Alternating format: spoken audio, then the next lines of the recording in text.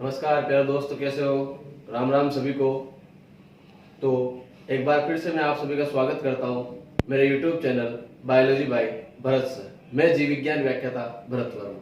तो जैसा कि हमने पिछला जो पार्ट फर्स्ट पढ़ा था, जिसमें मैंने आपको ब्लड का टॉपिक पढ़ाया था, उसमें प्लाज्मा तक जो है मैंने कंप्लीट आपको समझा दिया था। फिर मैंने कहा था कि अगले पार्ट 2 में मैं बात करूंगा किसकी, संगठित पदार्थ की। तो पार्ट 2 देखने से पहले आपको पार्ट फर्स्ट देखना है, ताकि आपको इजीली जो है क्लियरिफाई हो जाए सारे के सारे जितने भी जो फैक्टर है, जितने भी जो की पॉइंट्स है वो। ठीक है, तो चलो आज स्टार्ट करते हैं अपन पार्ट 2 में संगठित पदार्थ।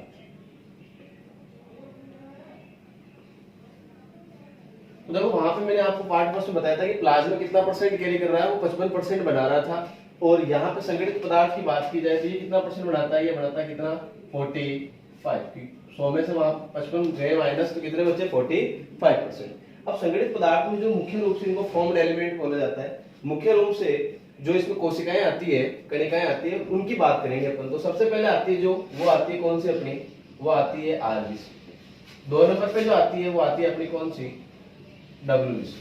और 3 नंबर पे अपन चर्चा करेंगे वो आएगी अपनी कौन सी, प्लेटलेट्स।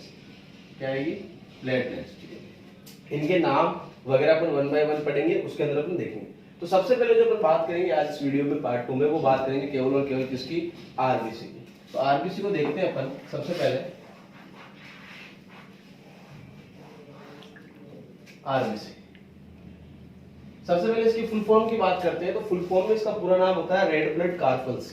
क्या नाम होता है, रेड ब्लड कार्पल्स। कई बार यहाँ पे क्या होता है कि अपन सेल्स बोल देते हैं, वो सेल्स बोलना बिल्कुल गलत होता है। अगर ये ऐसा लिखा हुआ होता इस तरह से, इस तरह से, तब इसका मतलब सी का मतलब क्या होता है, यहाँ पे सेल्स होता है। लेकिन यहाँ पे इस सी का मतलब क्या है, कार्पल्स होता है, जिसे हिंदी में कणिकाएं बोलते हैं और यहाँ पे इसको बोलते हैं कोशिकाएं।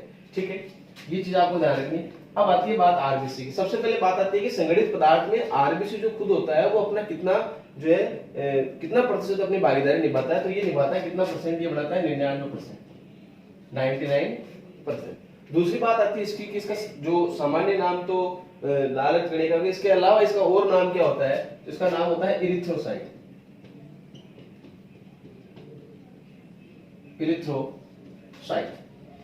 देखो साइट जहां पे भी दिखे ना आप, उसका मतलब भी कोशिका होता है। क्या होता है, कोशिका होता है। दूसरा नाम क्या हो गया इसका, इरिथ्रोसाइट। अब बात करते हैं इसके पॉइंट्स की। तो सबसे पहला पॉइंट पढ़ते हैं इसका। पहला पॉइंट कि आरबीसी निर्माण की, आरबीसी जो निर्माण है, इस निर्माण की प्रक्रिया को हम क्या बोलेंगे। तो देखो मैंने आपको रक्त के निर्माण के लिए बताया था क्या, हेमेपोएसिस। तो यहाँ पे क्या होगा, इरिथ्रोपोएसिस। क्या होगा, इरिथ्रोपोएसिस। इरिथ्रोपोएसिस का मतलब क्या हुआ, आरबीसी का निर्माण। क्या हो गया, आरबीसी का निर्माण। अब अगला पॉइंट जो पढ़ेंगे अपन, वो आता है कि आरबीसी का निर्माण दरअसल कहां होता है। तो आरबीसी का निर्माण जो होता है उस जगह की बात करें अपन, देखो प्रक्रिया का नाम क्या है, इरिथ्रोपोएसिस। लेकिन यहाँ पे निर्माण पूछ रहा, जगह पूछ रहा, तो वो होगा अपना क्या, लाल अस्थि मज्जा, जिसे मैं क्या बोलूंगा, रेड बोन। क्लियर है। अब यहाँ पे इसी जगह इसी पॉइंट पे मैं क्या करूंगा, एक अपवाद की बात करूंगा।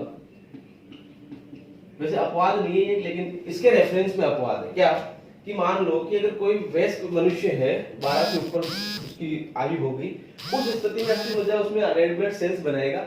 लेकिन इससे पहले अपन बात कर रहे हैं कि अपवाद से अगर वो गर्भस्थ है, कैसा है,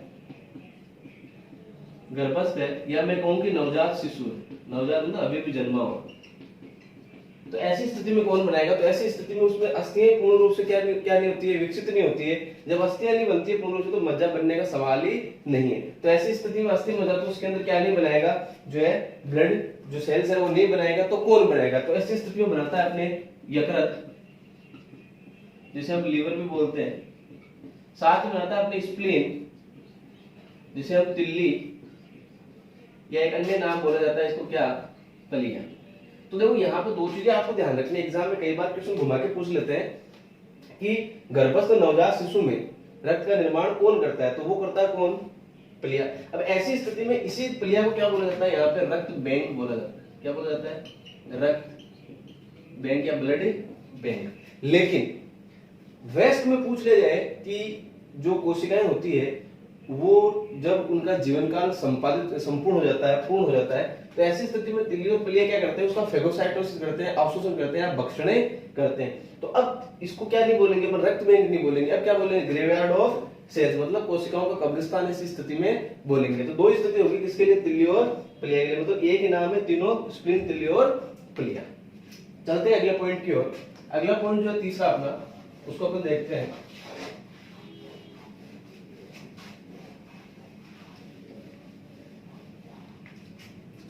तीसरा पॉइंट ये है कि संख्या की बात करते हैं,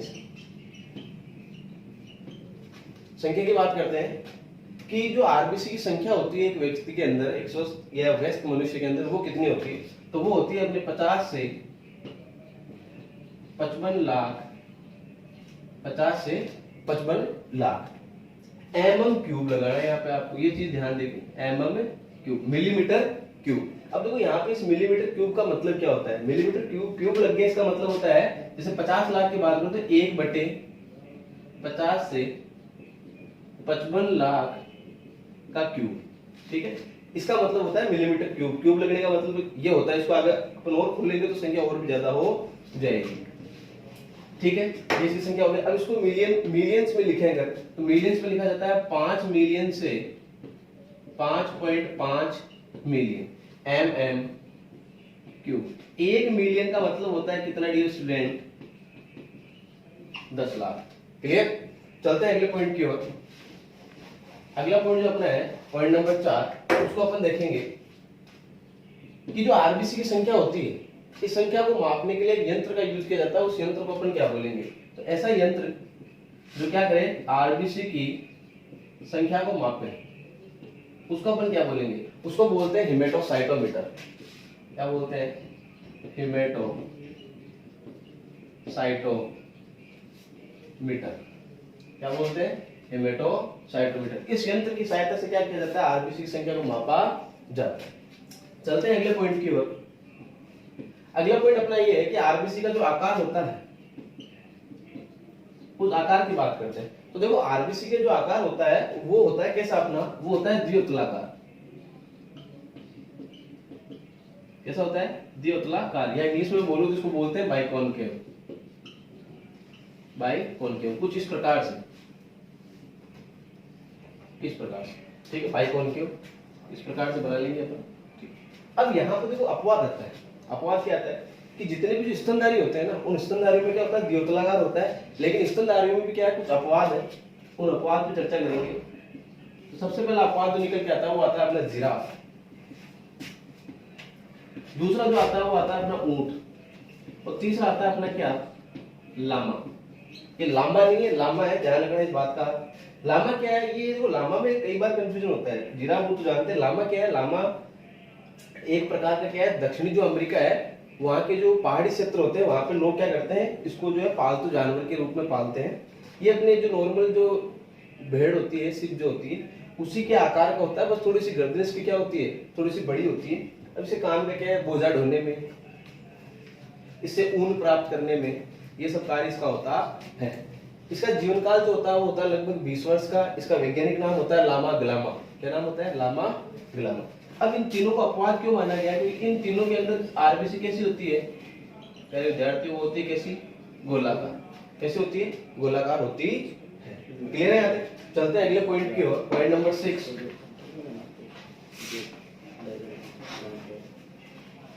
पॉइंट नंबर 6 को अपन देखेंगे अभी। अब बात आती है अगली पॉइंट नंबर 6 की। 6 में हम चर्चा करेंगे कि जो आरबीसी होता है, इसका जो रंग होता है वो कैसा होता है डियर स्टूडेंट, वो होता है कैसा, लाल। अब यहाँ पे काम ये पूछा जाता है कि लाल रंग किस कारण होता है, तो वो होता है, हम जानते हैं किसके कारण, वो होता है किसके कारण, हीमोग्लोबिन के कारण। किसके कारण, हीमोग्लोबिन। देखो हीमोग्लोबिन दो शब्दों से मिलकर बना है, तो हीम और दूसरा ग्लोबिन। मैंने पार्ट फर्स्ट में पहले बताया था, हीम मतलब रक्त, ग्लोबिन क्या है, एक प्रकार की, ये ग्लोबिन क्या है, एक प्रकार की क्या होती है, रक्त के अंदर प्रोटीन होती है। इसी की वजह से रक्त का रंग कैसा होता है, लाल होता है। अब एक क्वेश्चन है आपके पास में, उस क्वेश्चन का आंसर मुझे आप कमेंट बॉक्स में जरूर बताना कि जो आरबीसी उसका रंग लाल होने के पीछे मुख्य कारण क्या है। तो ऑप्शन में आपको यहाँ पे लिख देता हूँ ABCD। पहला मैंने लिख दिया क्या, HB मतलब हीमोग्लोबिन। दूसरा मैंने लिख दिया यहाँ पे क्या, Fe+2। और तीसरा मैंने लिख दिया यहाँ पे लाल कणिका है RBC का समूहीकरण। और चौथा मैंने यहाँ पे डी ऑप्शन लिख दिया A व C दोनों। इसका आंसर आप मुझे कमेंट बॉक्स में जरूर करके बताना कि इसका राइट आंसर क्या होगा। चलते हैं अगले पॉइंट की ओर। तो यहाँ पे मैंने लाल रंग का जो आपको रीजन बता दिया है हीमोग्लोबिन होता है, लेकिन फिर भी मैं आपके लिए क्वेश्चन छोड़ रहा हूँ कि इसका क्वेश्चन का आंसर क्या होगा। अब बात करते हैं अगले पॉइंट की, 7वें पॉइंट की। इसमें हम चर्चा करेंगे हीमोग्लोबिन की। तो हीमोग्लोबिन को प्रेजेंट किया जाता है डियर स्टूडेंट किससे, HB से प्रेजेंट किया जाता है हीमोग्लोबिन। ठीक है, बी से क्या रखना, बीन याद रखना है, ग्लोबिन याद रखना है। अब बात आती है यहाँ पे हीमोग्लोबिन कि एक स्वस्थ मनुष्य के अंदर हीमोग्लोबिन कितना पाया जाता है। तो देखो वो नर और मादा दोनों की बात करेंगे अपन। तो क्या होता है कि अपन जब खून की जांच के लिए डॉक्टर के पास में जाते हैं, सब अपन देखा भी ऐसा, तो एक रिपोर्ट देते हैं वो, ठीक है, खून की जांच की, उसको बोलते हैं CBC। क्या बोलते हैं, CBC, सेल ब्लड काउंट। क्या बोलते हैं, सेल ब्लड काउंट। उसमें अपन घरों में आसपास में देखा होगा लोग ऐसे बोलते हैं कि हमारा तो 7 पॉइंट खून है, हमारा तो 8 पॉइंट खून है, हमारा तो 4 पॉइंट खून है। 4 पॉइंट खून को मतलब तो मर जाए। तो ये जो पॉइंट वाला सिस्टम है ना, कि क्या है, वो हीमोग्लोबिन की मात्रा दर्शाते हैं वहां पे। तो देखो एक स्वस्थ जो नर होता है, उस नर के अंदर इसकी वैल्यू कितनी होती है, वो होती है कितनी, 14 ग्राम से 16 ग्राम पर 100 ml ब्लड। देखो डॉक्टर क्या करता है, जो नर्स स्टाफ होता है, इंजेक्शन सिरिंज भर के यहाँ से ब्लड निकालते हैं। वो लिमिटेड मात्रा में निकालते हैं, कितना, 100 ml। ऐसे नहीं कि मनमर्जी से सुई भर ली, ऐसा नहीं, फिक्स निकालते हैं। उस पे जो मार्किंग की होती है उसके हिसाब से 100 ml निकालते हैं। फिर उसकी क्या करते हैं, CBC करते हैं, सेल ब्लड काउंट करते हैं। तो नर के अंदर कितना होता है, 14 ग्राम से 16 ग्राम होता है। अब यहाँ पे क्वेश्चन नहीं आ जाए कि सर 16 से ज्यादा हो गया तो, 16 से ज्यादा हो गया तो, 17 हो गया तो, 17.8 हो गया तो, 16.8 हो गया तो ऐसी स्थिति में हाइपरटेंशन जैसे कुछ प्रॉब्लम्स क्रिएट हो जाती है। तो आपको जो है ब्लड इसमें जो है रक्तदान जिसे बोला जाता है वो करना चाहिए। तो न्यू फ्रेश जो है ब्लड कैरी आउट होगा। बात करते हैं यहाँ पे मादा की। तो मादा में होता है 12 ग्राम से 14 ग्राम पर 100 ml। कितना, 12 से 14 ग्राम पर 100 ml होता है। अब यहाँ पे इंपॉर्टेंट क्वेश्चन ये आता है कि ये जो हीमोग्लोबिन होता है, इस हीमोग्लोबिन में एक तत्व पाया जाता है, एक एलिमेंट पाया जाता है। उस एलिमेंट के बारे में कई बार क्वेश्चन पूछ लिया जाता है। तो हीमोग्लोबिन जो होता है उसकी स्ट्रक्चर के अंदर बीचों बीच क्या होता है, यहाँ पे Fe+2 आयरन जो होता है वो +2 की फॉर्म में। +2 का मतलब होता है फेरस, ठीक है। और अगर मैं +3 की बात करूं तो इसको बोलते हैं फेरिक, ठीक है। तो +3 में नहीं होता है, +2 में होता है। इसको क्या बोला जाता है, फेरिक बोला जाता है, सॉरी फेरस बोला जाता है। और इधर इस साइड और इस साइड यहाँ पे जो है 4 N कंपाउंड जुड़े रहते हैं। इस तरह से इसकी स्ट्रक्चर होती है। इस तरह से बड़ी स्ट्रक्चर होती है, बहुत बड़ी स्ट्रक्चर होती है। फिर यहाँ पे पेंटागोनल स्ट्रक्चर बनती है। तो आपको केवल ये ध्यान रखना है कि बीच में कौन सा तत्व है, सेंट्रल एटम कौन सा है, वो होता है Fe+2 होता है। और परमाणु की बात करें तो यहाँ पे Mg मैग्नीशियम आ जाता है, प्लस होता है। अब अगला क्वेश्चन की मान लो किसी के शरीर में Hb की क्या हो गई, डिफिशियंसी हो गई, या मैं कहूँ कमी हो गई। तो हम कहेंगे किसकी कमी हो गई, Fe+2 की कमी हो गई। या मैं कहूँगी Hb की कमी किसके कारण आई कि उसके शरीर में किसकी कमी हो गई, आरबीसी कमी होगी। आरबीसी कमी होगी तो किसकी कमी होगी, एचबी की। और एचबी कमी होती है किसकी कमी होगी, Fe+2 की। तो ऐसी स्थिति में उस व्यक्ति का एक रोग हो जाता है। उस रोग को अपन क्या बोलेंगे, उस रोग को बोलते हैं एनीमिया, रक्ताल्पता। क्या बोलते हैं, एनीमिया बोलते हैं। हिंदी में इसको रक्ताल्पता बोलते हैं, रक्त की अल्पता मतलब कमी होना, एनीमिया इसको बोलते हैं। चलते हैं अगले पॉइंट की ओर। अगला पॉइंट ये है कि हीमोग्लोबिन जो होता है इसको मापने के लिए किस यंत्र का उपयोग किया जाता है। कौन सा यंत्र है जिसकी सहायता से हीमोग्लोबिन की मात्रा मापी जाती है। तो हीमोग्लोबिन की मात्रा मापने के लिए यंत्र होता है, 8 नंबर पॉइंट में देखेंगे, उसको बोलते हैं एचबी के लिए यंत्र। वो होता है अपना कौन सा, फाइटो हीमोग्लोबिनोमीटर। कौन सा होता है, फाइटो हीमोग्लोबिनोमीटर। इसकी सहायता से क्या किया जाता है, हीमोग्लोबिन की जो है मात्रा है उसका मापन किया जाता है। तो ये यंत्र होता है। चलते हैं अगले पॉइंट की ओर। अगला पॉइंट ये है 9 नंबर पॉइंट कि दो व्यक्ति है, एक व्यक्ति है एक्स और एक व्यक्ति है वाई, फिजिक्स नहीं बायोलॉजी है। ये दो व्यक्ति है, एक व्यक्ति धरातल पे रहता है और एक व्यक्ति रहता है पहाड़ पे। अभी एक ही दिन के लिए नहीं जाके है कि एक ही दिन में गया है, पहाड़ पे रह रहा है, एक धरातल पे रह रहा है। तो ऐसी स्थिति में जो आरबीसी की मात्रा है वो ज्यादा किस में होगी और कम किस में होगी। तो देखो जैसे जैसे ऊंचाई की ओर जाते हैं तो ध्यान रखना वायुमंडलीय दाब क्या होता है, क्या होता है, कम होता है। वायुमंडलीय दाब कम होगा, जैसे जैसे वायुमंडलीय दाब कम होगा वैसे वैसे क्या होगा, जो हम श्वसन की क्रिया करते हैं, जो ब्रीदिंग प्रोसेस करते हैं, उसमें कमी आएगी। कमी आएगी मतलब हमारे शरीर के अंदर क्या होगा, ऑक्सीजन की O2 की कमी होने लगेगी। तो O2 की कमी होने लगेगी तो ऐसी स्थिति में क्या होगा, अपना जो अस्थिमज्जा है वो आरबीसी का ज्यादा प्रोडक्शन करेगा, मतलब आरबीसी को ज्यादा बढ़ाएगा। ज्यादा आरबीसी को बढ़ाएगा तो कारण क्या है, ज्यादा O2 इसके साथ में जुड़ेंगे, जितने ज्यादा O2 जुड़ेंगे उतनी ही श्वसन क्रिया में हमें जो है सरलता या सहजता प्राप्त होगी। तो देखो जो ऊंचाई पे होगा उसमें आरबीसी की संख्या सदैव क्या होती है, ज्यादा होती है। तो वाई वाली जो कंडीशन है इसमें आरबीसी क्या होंगे, ज्यादा होंगे कंपेयर टू धरातल वाले के। अगले पॉइंट की बात करते हैं, 10 नंबर पॉइंट की। पॉइंट ये है कि एक जो आरबीसी या सॉरी हीमोग्लोबिन जो होता है वो कितने ऑक्सीजन के अणु को कैरी आउट करता है। तो देखो इसके अंदर क्या होता है, हीमोग्लोबिन के अंदर 4 चेन्स होती है, 4 श्रृंखलाएं होती है। 2 तो होती है अल्फा और 2 होती है बीटा।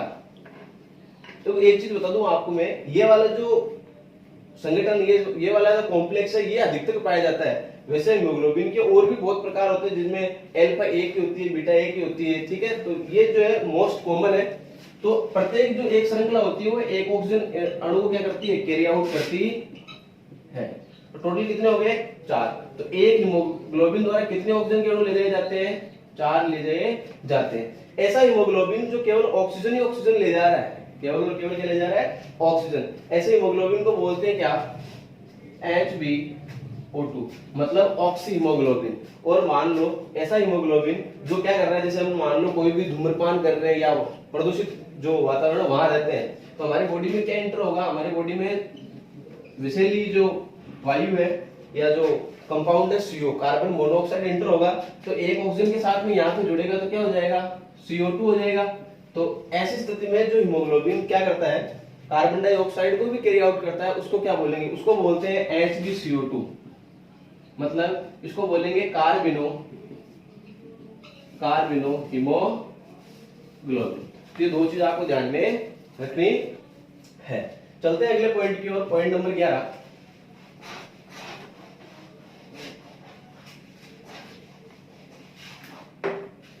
पॉइंट नंबर 11 की बात करते हैं।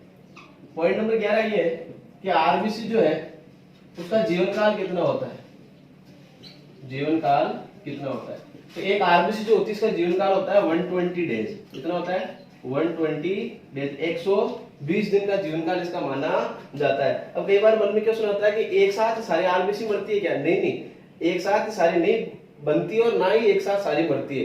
इनका जो है सबका जो टाइम पीरियड होता है वो अल्टरनेट में चलता रहता है कि आज किसी को 90 दिन हुए हैं, आज किसी को आज कोई बनी है, आज किसी को 40 दिन हुए हैं, आज किसी का जो है संपूर्ण जीवन काल समाप्त हो गया। बाद में जो स्प्रिंग क्या करता है, इनका भक्षण करे लेता है। ये हो गया आरबीसी का जीवन काल। तो यहां तक आपको आरबीसी शायद मेरे हिसाब से कंप्लीटली समझ में आ गई होगी, आशा करता हूँ ऐसी की समझ में आ गई होगी। अगले टॉपिक पर अपन बात करेंगे, वो चर्चा करेंगे WBC की। तब तक के लिए इजाजत दीजिए, धन्यवाद।